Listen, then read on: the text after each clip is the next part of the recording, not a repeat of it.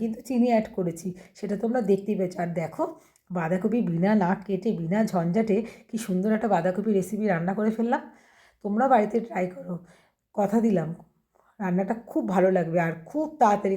নমস্কার বন্ধুরা, আজকে একটা সহজ পদ্ধতিতে রান্না তোমাদের সাথে নিয়ে আসলাম, যেটা বাঁধাকপি করতে খুব বিরক্ত লেগে যায়। বিনা মানে বাঁধাকপি কেটে আমরা কীভাবে তাড়াতাড়ি বাঁধাকপির তরকারি একটা রান্না করতে পারি 5 মিনিটে, সেগুলো তোমরা অবশ্যই আমার এই ভিডিওতে দেখতেই পাচ্ছ। একটা গোটা বাঁধাকপি ভালোভাবে আমি ধুয়ে টুয়ে আর তার সঙ্গে দুটো টমেটো সেদ্ধ বসিয়ে দিয়েছি। আর এখানে একটা মশলার পেস্ট আমি বানিয়ে নিয়েছি।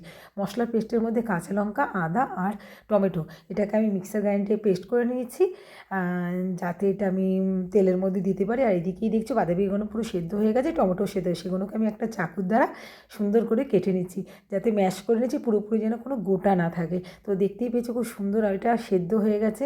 আর এইভাবে কুচিয়ে নেবে। কী বলো তো বন্ধুরা, সবসময় তো এই কেটে কুটে অনেক সময় লেগে যায় না। তাড়াতাড়ি যখন কোথাও যাওয়ার থাকে, বড়দের যখন কাজে থাকে, বাচ্চাদের কোনো খাবার দেওয়ার থাকে তাড়াতাড়ি, তখন কিন্তু এই পদ্ধতিতে রান্না করলে খুব তাড়াতাড়ি হয়ে যায়। তো দেখতেই পাচ্ছ। আর এটা করার জন্য একটু চিনি, নুন, হলুদের গুঁড়ো, জিরের গুঁড়ো, লঙ্কার গুঁড়ো আর দুটো কাঁচা লঙ্কা আমি ফোড়নে দেওয়ার জন্য রেখে দিয়েছি। তো আলুগুলোকেও আমি আলাদাভাবে সেদ্ধ করে নিয়েছি। সেদ্ধ আলুগুলোকে দেখো কি সুন্দর করে আমি কেটে নিলাম, কারণ এটা আমি খুব তাড়াতাড়ি রান্না করবো বলে। হাতে যাদের সময় খুব কম থাকে তাদের জন্য এটা। তো দেখতেই পাচ্ছ, কিন্তু বিশ্বাস করে এটা খুব সুস্বাদু। যেটা তোমরা আলু ভেজে করো, এইভাবে একবার করে দেখো, আশা করি খুব ভালো লাগবে আর খুব সুন্দর গলে যায় আর কাটার কোনো ঝঞ্ঝাটই থাকে না। তো দেখতেই পাচ্ছ আলুগুলোকে আমি টুকরো করে নিয়েছি।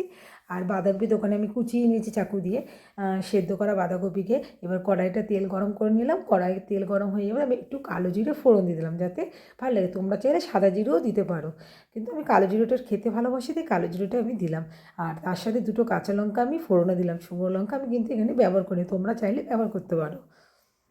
তো তেলটা যখন গরম হচ্ছিলো, কাঁচা লঙ্কাটা যখন ফুটছিলো, তখন আমি আমার সব যেই মশলাগুলো ছিল সেগুলোকে আমি সব ঢেলে দিলাম, দিয়ে কড়াইয়ের মধ্যে কষতে শুরু করলাম। এরপর আমি কিন্তু এর মধ্যে আদা, টমেটো, কাঁচা লঙ্কা যে পেস্ট করেছিলাম সেই পেস্টটা কিন্তু দিয়ে দিলাম।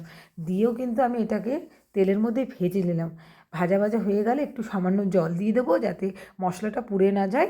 আর দেখতেই পাচ্ছ এরকম একটা ধোঁয়া উঠে আসবে, কারণ আর খুব সুন্দর একটা মানে গন্ধ, যেরকম আদা এমনি তেলে দিলে একটা গন্ধ হয়, তো এরকম আমি দিয়ে নিয়েছি। দেখার পর দেখো তেলটা আমার ছেড়ে গেছে, টপক টপক ফুটছে। আমি কিন্তু এর মধ্যে নুন দিয়ে দিয়েছি। নুনটা তোমাদের স্বাদ অনুযায়ী দেবে, যেহেতু বাঁধাকপি সেদ্ধ করার সময় আমি একটু নুন দিয়েছি, তাই আমি একটু বুঝেই নুন দিচ্ছি। তোমরা একটু দেখে নুন দেবে। আর দেখো বাঁধাকপিগুলো যেগুলোকে আমি ম্যাশ করে নিয়েছিলাম চাকু দিয়ে, সেগুলোকে দেখো আমি কড়াইয়ের মধ্যে দিয়ে দিয়েছি। দেওয়ার পরে ভালো করে কষবো। কষা হয়ে গেলেই কিন্তু আমি এর মধ্যে যে সেদ্ধ করা আলুগুলোকে টুকরো করছি সেগুলোও দিয়ে দেবো। দেখো দেখতে কত সুন্দর লাগছে, কারণ খুব তাড়াতাড়ি হয়ে যায়, মানে কাটার ঝঞ্ঝাট থাকে না, খুব তাড়াতাড়ি। আর দেখো এখানে যে আলুগুলো আমি সেদ্ধ করে পিস করে রেখেছিলাম, সেই কাটা আলুগুলোকে আমি কিন্তু এর মধ্যে অ্যাড করে দিয়েছি। দিয়ে আমি বেশ ভালো করে এপিট ওপিট করে সুন্দর করে কষিয়ে এটাকে রাখছি। তো জল যতক্ষণ না শুকোবে ততক্ষণ তো কষতে হয়। তো দেখো আমি কেমন করে কষছি।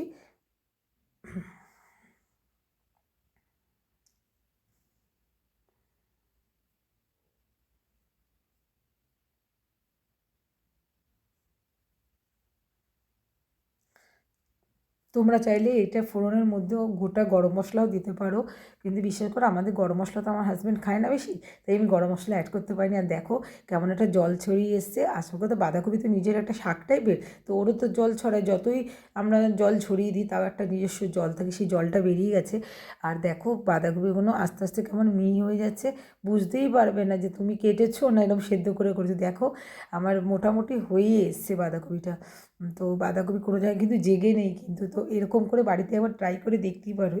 আর এই বাঁধাকপি রুটির সাথে, ভাতের সাথে, যে কোনো জিনিসের সাথে খেতে কিন্তু খুব সুন্দর লাগে। কিন্তু হ্যাঁ, আমি কিন্তু চিনি অ্যাড করেছি, সেটা তোমরা দেখতেই পেয়েছো। আর দেখো বাঁধাকপি বিনা না কেটে বিনা ঝঞ্ঝাটে কি সুন্দর একটা বাঁধাকপি রেসিপি রান্না করে ফেললাম। তোমরা বাড়িতে ট্রাই করো, কথা দিলাম রান্নাটা খুব ভালো লাগবে আর খুব তাড়াতাড়ি, খুব তাড়াতাড়ি, মানে নিমিষের মধ্যে রান্নাটা কিন্তু কমপ্লিট হয়ে যাবে। তো আমার রান্নাটা কেমন হয়েছে তোমরা কমেন্ট করে জানাবে। আর তোমরা সবাই ভালো থাকো, সুস্থ থাকো। আর আমার চ্যানেলটাকে এখনও পর্যন্ত যারা সাবস্ক্রাইব করে দিও। Thank you.